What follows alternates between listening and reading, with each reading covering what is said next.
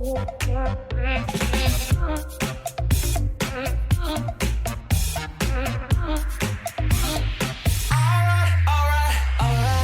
there, students. This is Mr. Phillips, and today is episode 2 of my top 5 lit list for Animal Farm. Just sit back and relax. Let's talk about the top 5 things I think you should know from chapters 4 and 5. Let's do this.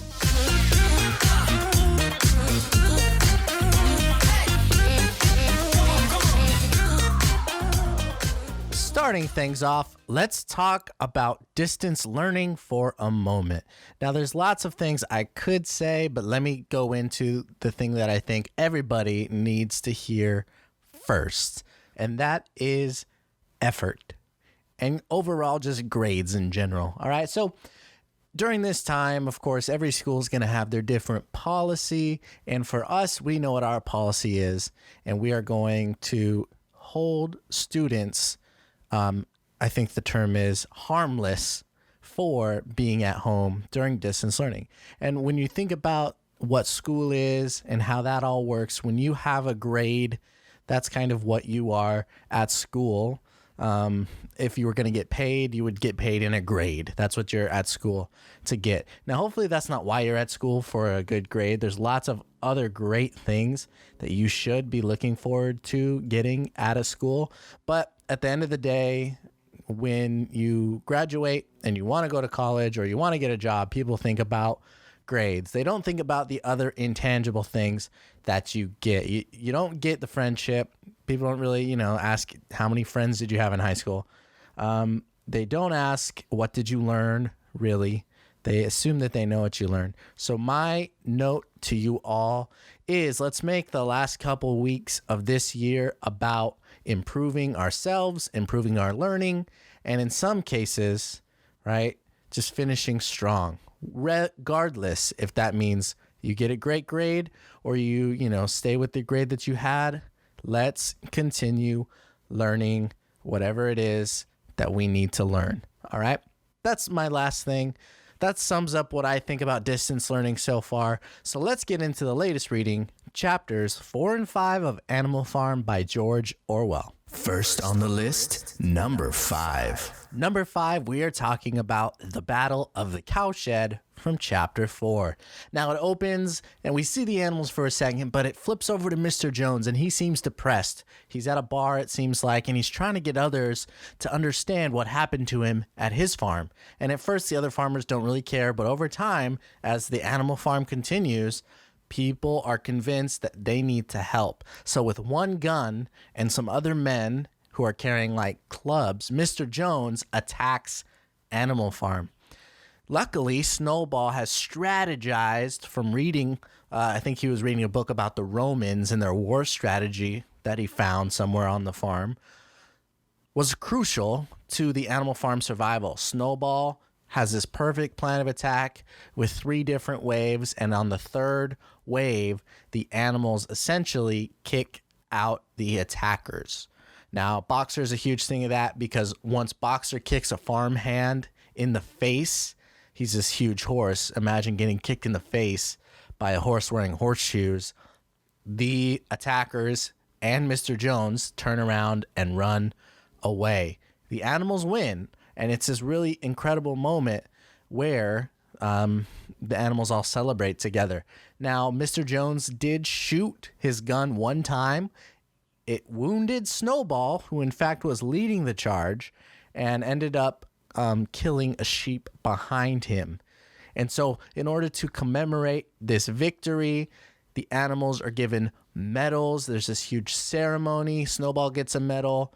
I believe Boxer gets a medal, and the sheep, who they bury and have like a ceremony for, also gets a medal. And this is an important thing that we're going to talk about a little bit later when we get into kind of the propaganda of everything.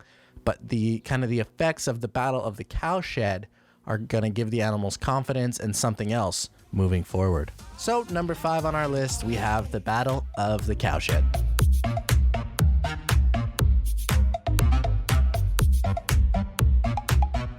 Number 4. Next on our list, we have Molly at number 4, who I am going to call the first deserter. Now, in chapter 4, she is clearly unhappy.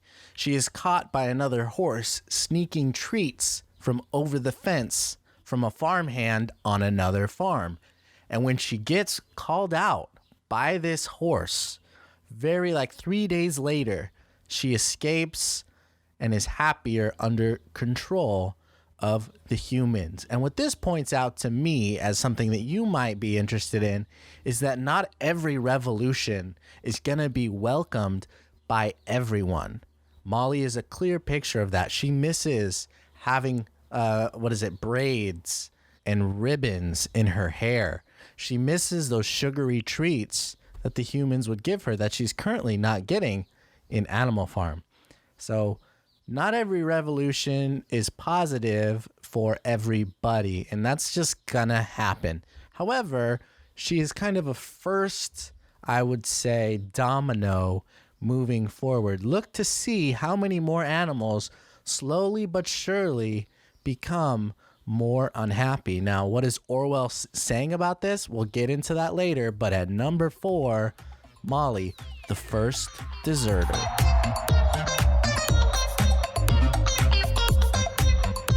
Number 3.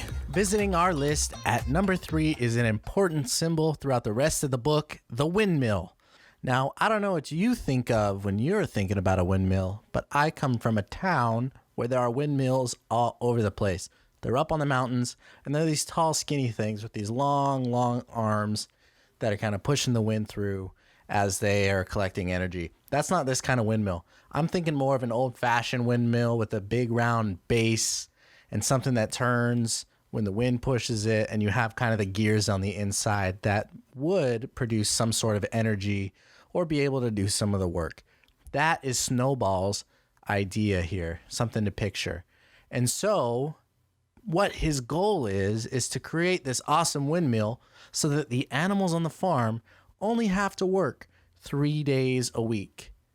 That's it. 3 days a week, and then everything else that they need is provided. He designs it, he plans it, everything. He kind of writes it out onto a floor in a space that he actually finds that he can write on from 3 different books. He gets all the ideas, and he's going to bring it to a debate with the other animals. Now, clearly, Napoleon is not happy that Snowball's got this idea, and so Snowball opposes it.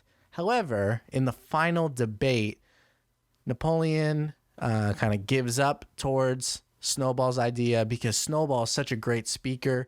He's very convincing, and the animals are starting to love the idea of this windmill and the promise that it brings. So as a symbol, you can almost look at as a symbol of progress or the promise of something really, really good that they could all have and share. However, that brings us to the second thing on my list.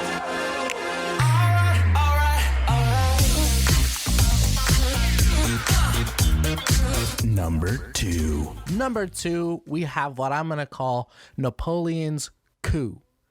All right? Not like a cuckoo, like a bird, but a coup. That is spelled C-O-U-P. And what a coup is a sudden, violent, and illegal seizure of power from a government. And when you think of what Napoleon does in this chapter 5, it is the definition of a coup. And the P is silent there. So C-O-U-P, you actually do pronounce that coup. All right? So look up that word. It's got a lot of interesting history. But Napoleon is definitely doing a power play here. While he seems indifferent about the windmill plan, when Snowball's done, he basically makes this noise, and guess who comes in? Those puppies that he trained are now ferocious attack dogs who he tells to chase Snowball out with intent to kill. Why does he do this? He has read the writing on the wall, and he has seen that they have opposite beliefs, and only one of them can be in control. Snowball clearly doesn't believe this, but Napoleon does. That is why he chases Snowball out for good, and he turns around when Snowball is gone, and he says, basically, I'm in control, trust me, And he starts using a lot of this thing that I'm going to bring up with you that we're going to be talking about for the rest of this unit. One simple word, I'll tell you on number 1. But for number 2, we have Napoleon's coup.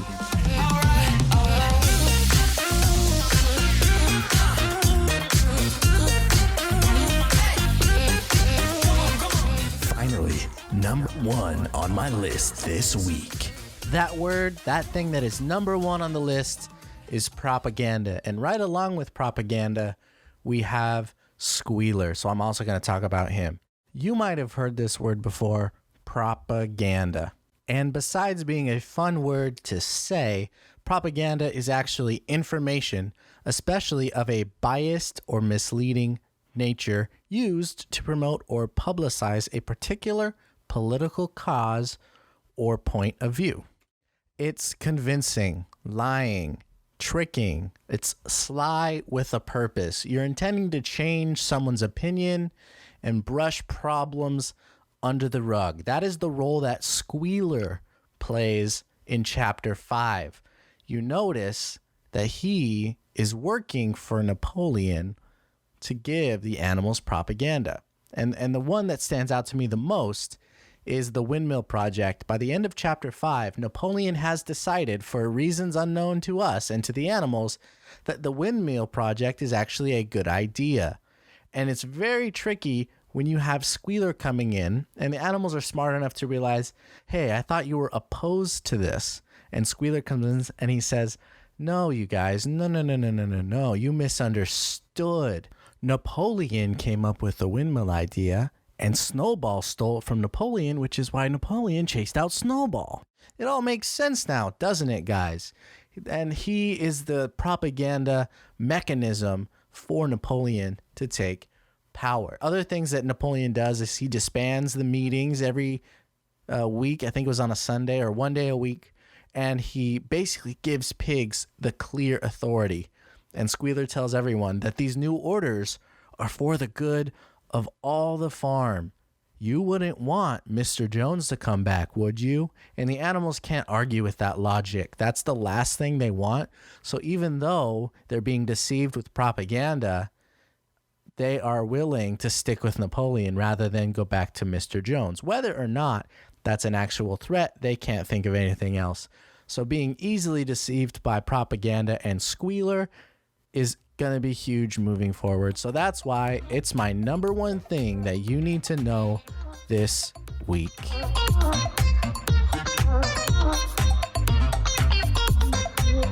It's time for the call to action. Do you see any parallels to the real world? Have you heard of this propaganda before? Do you know any Squealers in your life? How do you know about coups? Or where other places do you see Napoleon-type people taking over?